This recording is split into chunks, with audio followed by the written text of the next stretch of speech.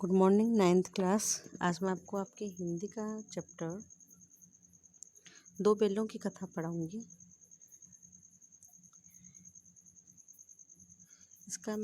इसमें आपको मैंने इतना तो पढ़ा दिया था कि किस तरह से जो दो बैल हैं वो अपना काम निकालते हैं, अर्थात मतलब दोनों में किस तरह की मित्रता होता है, किस तरह वे अपने स्वतंत्र होने के लिए संघर्ष करते हैं। इसमें जो लेखक है मतलब इंसान के गधे के बारे में जैसे बता रहे थे कि भाई गधा किस प्रकार का सीधा प्राणी होता है। ठीक है, वह कभी भी अपने ऊपर किए जाने वाले अत्याचारों का विरोध नहीं करता है, चाहे वो हमेशा उसके चेहरे पे हमेशा एक दुख के निशान बने रहते हैं। ठीक है, मतलब कभी वो उसका प्रतिकार नहीं करता है, कभी भी उसके बारे में बोलते नहीं भाई तुम लोग मेरे साथ इस तरह से क्यों व्यवहार करते हो। ठीक है, इसीलिए आगे लेखक बता रहा है कि लेकिन गधे का एक छोटा भाई और भी है। ठीक है, जो उससे कम ही गधा है और वह है बैल। ठीक है, जिस अर्थ में हम गधा का प्रयोग करते हैं कुछ उसी मिलते जुलते अर्थ में हम बच्चे के ताऊ का भी प्रयोग करते हैं। कुछ लोग बैल को शायद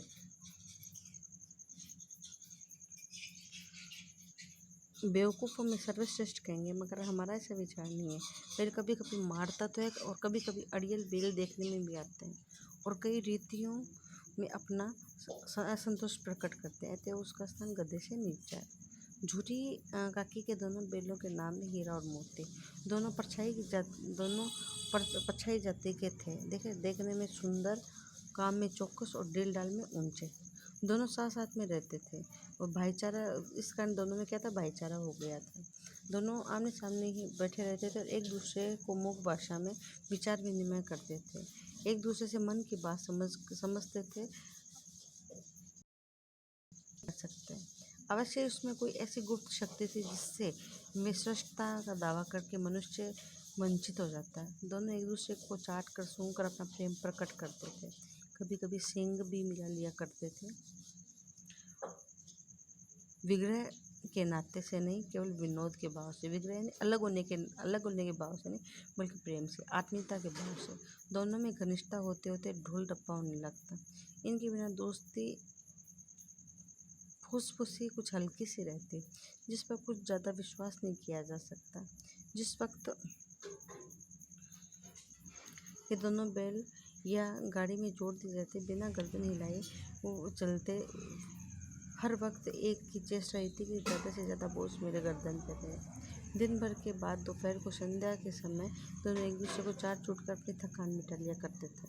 नाद में खाली भूसा पड़ा रहने का दोनों एक साथ उठते, साथ में नाद में मुँह डालते और साथ में बैठते थे। एक का मुँह हटाने के दूसरा भी हटा लेता।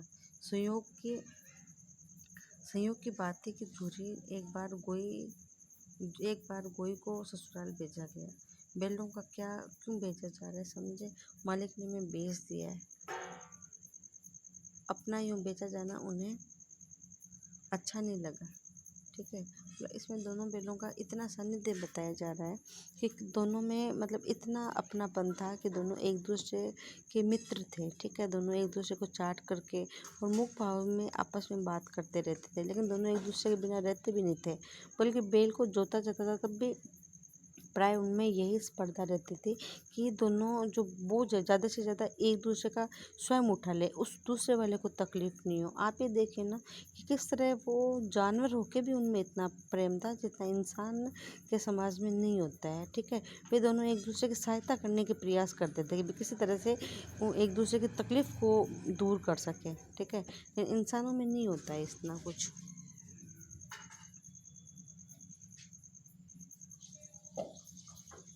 उसमें क्या था बाद में कि बाद में उनको पता चलता है कि हमें यहाँ से अलग मतलब बेचा जा रहा है, पर झूरी अच्छा लगा था या बुरा कौन जाने। झूठी के साले गया को घर तक गोई ले जाने पाँव पसीना आ गया। पीछे से हाँकता तो बाएं बाएं से भागते, पहिया पकड़कर आगे से खींचता तो दोनों पीछे से जोड़ लगाते, मारता तो दोनों सिंग करके हुंकारते। अगर ईश्वर ने उन्हें वाणी दी होती तो वे झूरी से पूछते, हम गरीबों को क्यों निकाल रहे हो। हम सेवा करने में कोई कसर नहीं छोड़ी। अगर इतनी मेहनत से काम नहीं चलता तो काम में ही ले लेते। इस समय तो अपनी तुम्हारी चाकरी में मर जाना कबूल है। हमने कभी दाने दाने की शिकायत नहीं की। तुमने जो खिलाया खाकर सिर झुका लिया। फिर तुमने ये जालिम कहते क्यों बेच दिया। संध्या के समय दोनों बैल अपने स्थान पे पहुँचे। दिन भर के भूखे थे, लेकिन जब नाद में लगाए तो एक ने भी उसमें मुंह न डाला। दिल भारी हो रहा था।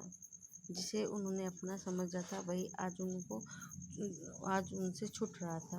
वह नया घर, नया गांव और नए आदमी बेगाने से लग रहे थे। दोनों ने अपनी मूक भाषा में एक दूसरे से सलाह दी कि एक दूसरे को कनखियों से देखा और लेट गए। जब गांव सोता रहा तब दोनों जोर मार मार कर पकड़े उठा डाले और घर की तरफ भागे। पगे बहुत मजबूत थे, अनुमान नहीं हो सकता कि कोई बैल उन्हें तोड़ सके, पर इन दोनों ने पूरी ताकत लगाई और एक एक झटके से रस्सियों को तोड़ डाला। सूर्य प्रातःकाल सोकर उठा तो देखा कि दोनों बैल चरने पर खड़े हैं। दोनों की गर्दनों पर आधा गराव लटका तक पाँव कीचड़ में सड़े हैं और दोनों की आंखों में विद्रोहजनक स्नेह। जूरी बैलों को देखकर स्नेह से गदगद हो गया। दौड़कर उन्हें गले लगा लिया। प्रेरण और चुंबन का दृश्य बड़ा ही मनोहर था। गांव के लड़के जमा हो गए और तालियां बजा बजा कर उनका स्वागत करने लगे।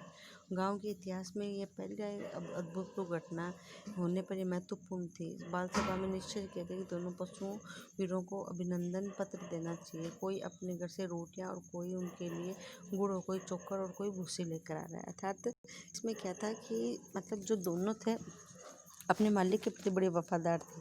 जब उनके मालिक ने बिना पूछे अपने साले गया को उनको बेच दिया तो मतलब एक दोनों में एक विद्रोह था कि भाई हम तुम्हारे यहाँ भूखे प्यासे भी मर जाते तुम्हारी चाकरी करते करते, लेकिन तुमने हमें बेचा क्यों। क्योंकि एक जो जानवर होता है उसका अपने स्वामी के प्रति एक अपनापन होता है। वो ये सोचता है कि मैं अपने स्वामी मेरे को जब भूखा प्यासा रखा जाए, मुझे कहीं और ना दिया जाए, अपने स्वामी की सेवा में मैं अपनी पूरी ज़िंदगी लगा दूंगा। तो जहाँ उनको ले जाया गया वहाँ मतलब उन्होंने मतलब अपने स्वामी के प्रति अपना प्यार दिखाया कि जब उन्हें मतलब वहाँ पे चारा वगैरह भी परोसा गया तो उन्होंने उसे मुंह नहीं लगाया। ठीक है। और उन रात इतने समझदार थे कि रात होने का इंतज़ार किया और किसी तरह से रात होने पर वे बच के फिर से अपने मालिक के पास आ गए। जब मालिक ने उन्हें देखा तो उसे भी ये महसूस हुआ कि ये जानवर होके मुझसे कितना प्रेम करते हैं। ठीक है। बच्चों के बीच में एक अनोखा सा काम हो गया था कि बच्चों ने भी देखा कि किस तरह से ये दोनों मुसीबत झेल के वापस काम आ गए। तो कोई उनके लिए गुड़ ला रहा है, कोई उनको कुछ खिला रहा है, कोई कुछ खिला रहा है।